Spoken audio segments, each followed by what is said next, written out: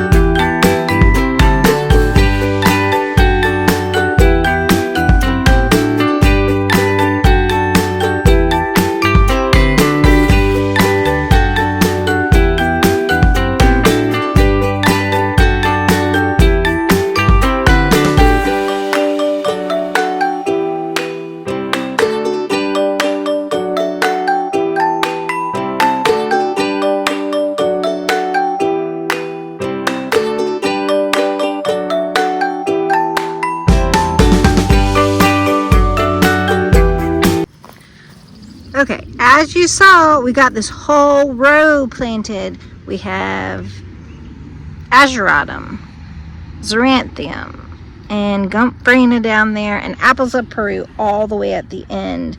It's now covered because, it's covered because I'm planting them out early. It's April 7th, and our last average frost date is April 15th. But I had a couple of trays that really needed to get planted out, the ageratum and the xeranthium. The roots were just honestly stuck into the tray, and the plants were not going to survive until April 15th. So I decided to go ahead and plant them out, and then I'm going to cover them the first couple of nights when it looks like it's going to be like down in the 40s. Really, it's really the soil temperature. These plants have been hardening off. They've been in and out. But, I mean, we have the frost cloth. Might as well just go ahead and cover them at night and keep them warm and toasty. I'm pretty sure the gomphrena will do fine. Apples of Peru down there, they make these little, like, lantern kind of things. Really fun in bouquets, but they're also a trap crop. So, trap crop especially for Japanese beetles. So I have some there and some at the end of this other row that I was working on. This row also has some gomphrena in it right now too. And this is the way it goes. I forgot. You really don't need to net gomphrena. It's kind of a pain. So not really sure what we're going to do about that because we've netted this row and that row and we have gomphrena in it.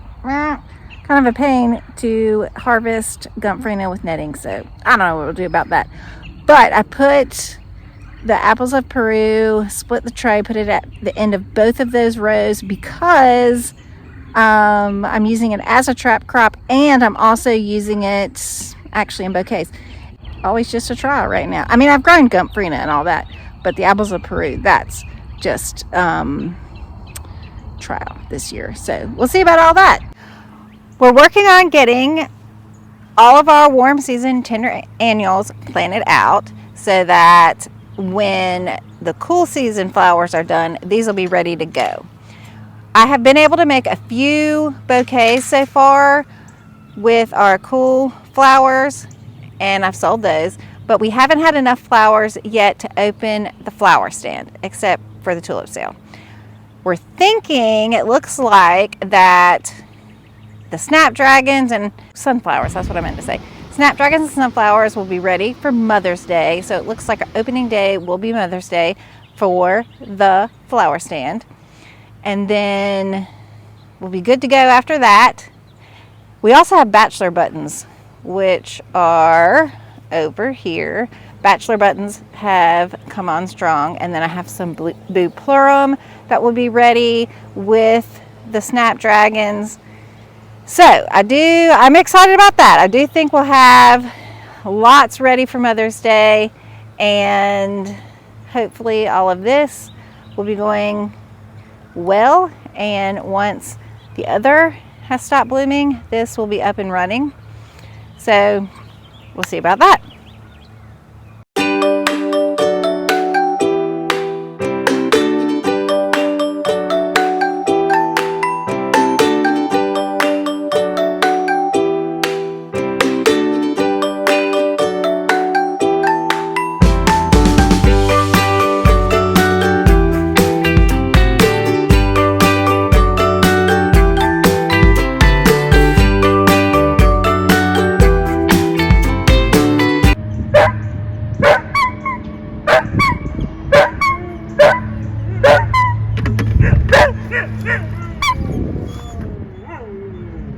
Ozzy, what even is that voice you're doing? Huh? What even is that?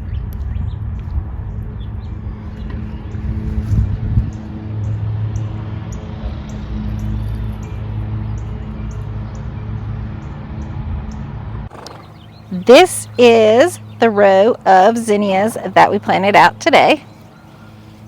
I'm actually very excited that I got a whole row. I can't believe that I actually got a whole row of zinnias. So if you watch the other videos, you know that I've been having trouble with my zinnia germination, but I have a whole, now these are all different types.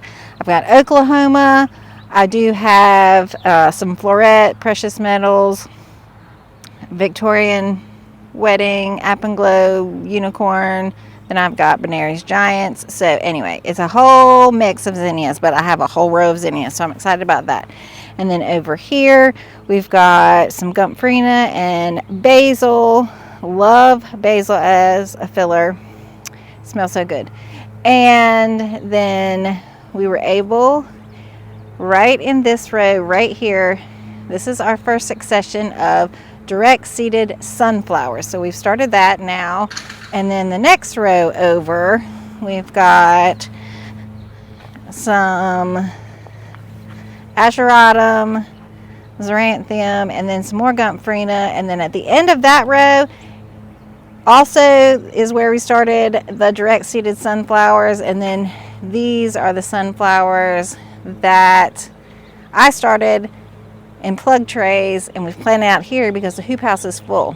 And actually the sunflowers, well, the very first succession of sunflowers in the hoop house have little tiny flowers.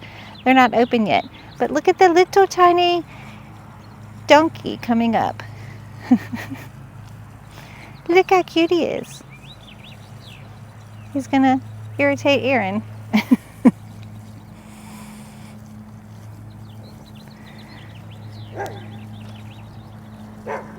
Let's see if we can get this. And then this is the row of eucalyptus we planted out. We've already done that as well. Planted out a whole row of eucalyptus. And then over here, Godicia, and this is Cerinthe. And actually there's a couple of Cerinthe that have gotten tall enough. One that was tall enough to cut, and I just put it in a vase to see what it would do because I've never grown Cerinthe before. It's really pretty. It had some purple flowers on the top. I have never grown Buplurum before, and so I'm super excited about it. It's so close. See if I can get it. So close to being ready. And I think it's going to be so pretty.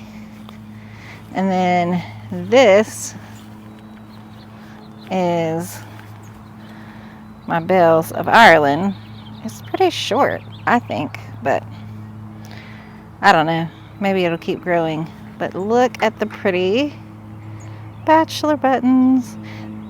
We've actually cut a lot off of these. to make the bouquets that I have made already. And yes, it is a pain to cut just to get this little flower, but I really like it. And then of course you could cut at this stage and it will continue to open once cut. So I've done a lot of that as well. I mean, of course you can cut at that stage too. This stage it'll continue to open, and then of course it does have a pretty good base life even at that stage.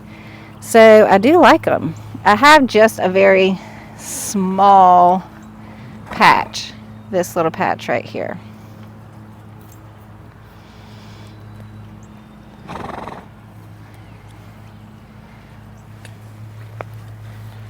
Have a very small patch of bachelor buttons just from that hoop to that hoop. So we'll see what that gets us.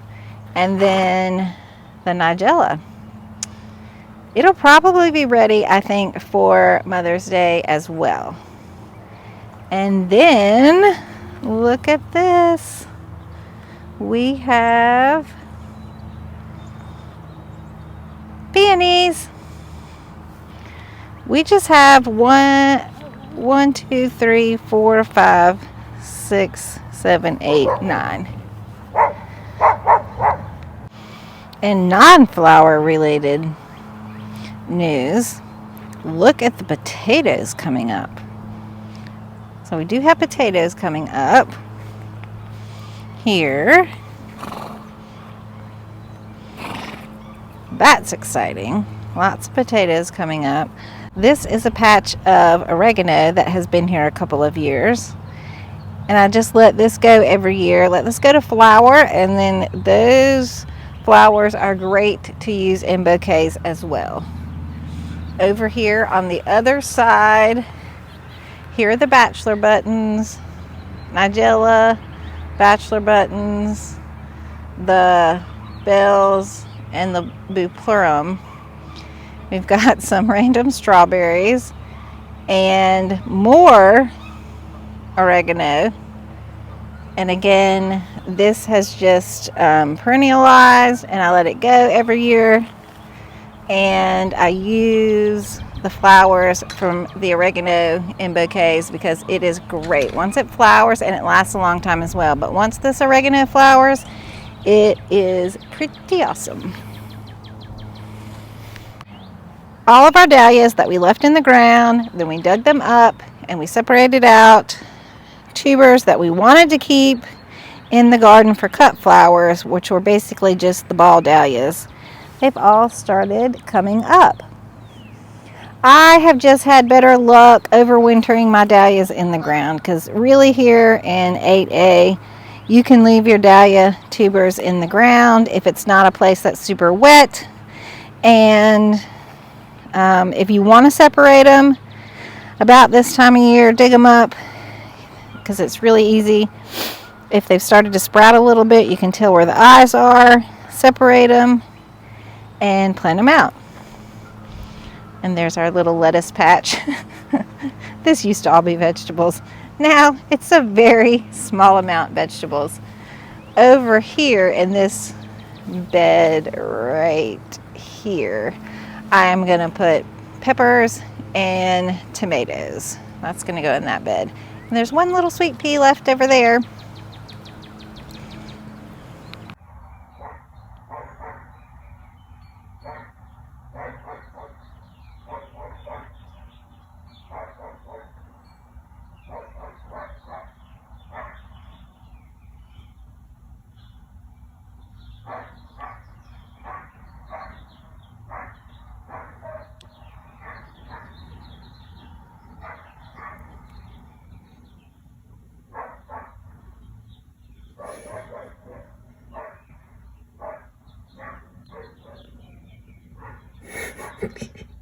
I need to do that louder. Season